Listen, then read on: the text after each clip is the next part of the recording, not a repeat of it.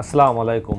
এবার প্রবাসীরাও ভোট দিতে পারবেন। গতকালকে ডক্টর ইউনূস যে জাতির উদ্দেশ্যে ভাষণ দিয়েছেন, সেখানে তিনি সুস্পষ্টভাবে উল্লেখ করেছেন যে প্রবাসীরাও যাতে ভোট দিতে পারে সেই ধরনের যে নির্বাচনী যে সংস্কার কমিশন গঠন করা হয়েছে তারা সেটা নিয়ে কাজ করতেছে এবং পোস্টাল পদ্ধতিতে তারা ভোট প্রদান করবেন।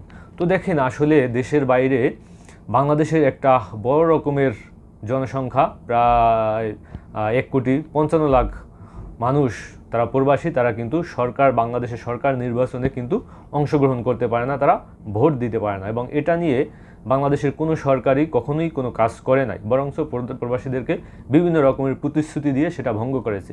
আমরা গত কয়েক বছরে দেখেছি যে প্রবাসীদের একটা লাশ পর্যন্ত, বিদেশে যদি কোনো প্রবাসী মৃত্যুবরণ করে সেই লাশটা পর্যন্ত বাংলাদেশে নেওয়া হয় না, বিনা খরচে কোনো বিমান সেটা বহন করে না। এমনকি খরচ দেওয়া সত্ত্বেও বাংলাদেশ বিমান পর্যন্ত তারা সেই লাশ বহন করতে চায় না। এমনকি আপনারা জানেন যে সপ্তাহে 2 দিন তারা লাশ বহন করে, তাও টাকার বিনিময়ে। তো এই যে প্রবাসীর একটা লাশ পর্যন্ত যেই সরকার বা যেই বিমান বাংলাদেশে নিতে নারাজ, তো এই সংস্কারে আমার মনে হয় যে এই জায়গা থেকে আমাদের উত্তরণ করার সুযোগ এসেছে। যে প্রবাসীদেরকে বিমানবন্দরে হয়রানি, প্রবাসীদের লাশ পর্যন্ত বাংলাদেশে ফেরত নেওয়া হয় না বিমানে করে, সেই জায়গা থেকে এখন সম্ভবত এই যে ডক্টর ইউনূস সরকার আমাদেরকে ভোটের অধিকার ফিরিয়ে দিতেছেন বা ভোট দেওয়ার মতো সুযোগ করে দিতেছেন, যে বিদেশে মাটিতে থেকেও তুমি বাংলাদেশ সরকারকে নির্বাচন করতে পারবা। তো সেই জায়গা থেকে আমাদের প্রবাসীদের একটা দাবি, আমরা এমনই সরকার নির্বাচন করতে চাই বা এমনভাবে আমাদেরকে যারা প্রতিশ্রুতি দিবে যে যারা প্রবাসীদেরকে যে বিভিন্নভাবে হয়রানি, পাসপোর্ট থেকে শুরু করে বিদেশে আসা পর্যন্ত যে জায়গায় সব দেশের নাগরিকরা আপনার 50 থেকে 60,000, আজকে ইন্ডিয়া যান তারা 60,000 টাকায় বিদেশে চলে আসছে, যেটা বাংলা টাকায় কনভার্ট করলে 1 লক্ষ টাকা হয়।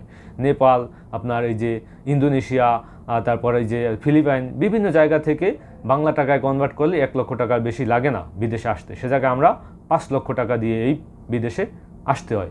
এই সংস্কারগুলো আমরা চাই আমাদের প্রবাসী ভাইদের লাশ বিনা টাকায় বিনা খরচে বাংলাদেশ বিমান বহন করে, সেটা যেন প্রবাসীর বাড়ি পর্যন্ত পৌঁছে দেয়। এই জিনিসটাও যাতে বাস্তবায়ন করা হয়। এরকমের বিভিন্ন বাস্তবায়ন করা সহ একেবারে বিভিন্ন রকমের যে হয়রানি, প্রবাসীরা পথে পথে হয়রানির শিকার হয়, সেই জায়গা থেকে যে সরকার কাজ করবে, যে সরকার প্রতিশ্রুতি দিবে, সেই সরকারকে আমরা এই আমাদের যে প্রায় 1.5 কোটি ভোট রয়েছে সেই ভোটকে আমরা প্রদান করতে পারি।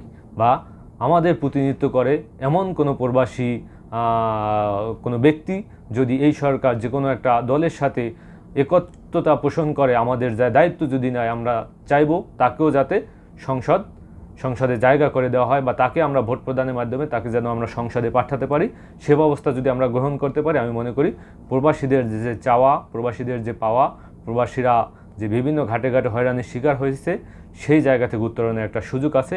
এবং আমরাও চাই বিভিন্ন দেশ থেকে যেমন 1 লক্ষ টাকা খরচ করে মধ্যপ্রাচ্য, সৌদি আরব, মিডল ইস্টে, ওমান, বিভিন্ন রাষ্ট্রে যেমন অন্য দেশের নাগরিকরা আসে, আমরাও চাই যেন বাংলাদেশ থেকেও 1 লক্ষ টাকা খরচে প্রবাসীরা তারা তাদের সেই মিডল ইস্টের বিভিন্ন দেশে যেন খুব সহজেই আসতে পারে।